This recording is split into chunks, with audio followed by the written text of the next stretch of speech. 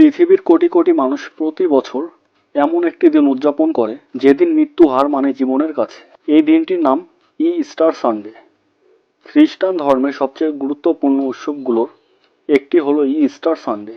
এই দিনটি উদযাপন করা হয় যীশু খ্রিস্ট এর পূর্ণ উত্থান স্মরণে। খ্রিস্টান বিশ্বাসী অনুযায়ী যীশু খ্রিস্টকে ক্রুশবিদ্ধ করে হত্যা করা হয়। এই ঘটনাকে বলা হয় যীশুর ক্রুশবিদ্ধকরণ। কিন্তু মৃত্যুর 3 দিন পর তিনি আবার জীবিত হয়ে ফিরে আসেন, যাকে বলা হয় পুনরুত্থান। এই ঘটনাই ইস্টার সানডের মূল ভিত্তি। ইস্টার শুধু একটি উৎসব নয়, এটি আশার প্রতীক। এটি শেখায় মৃত্যু বা অন্ধকার কখনোই শেষ কথা নয়। আপনি হয়তো ইস্টারের ডিম বা খরগোশের কথা শুনেছেন। ইস্টার এক প্রতীক নতুন জীবনের, আর ইস্টার বাণী আনন্দ ও উপহারের প্রতীক। এই ঐতিহ্যগুলো মূলত ইউরোপীয় সংস্কৃতি থেকে এসেছে। বিশ্বের বিভিন্ন দেশে ইস্টার বিভিন্নভাবে উদযাপন করা হয়।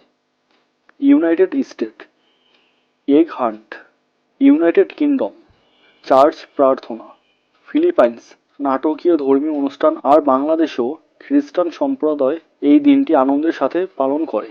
ইস্টারের তারিখ প্রতি বছর পরিবর্তন হয়। এটি সাধারণত মার্চ বা এপ্রিল মাসে পড়ে। এর হিসাব চাঁদের ওপর নির্ভর করে। ইস্টার সানডে আমাদের শেখায় আশা কখনো হারায় না, অন্ধকারের পরেই আসে আলো।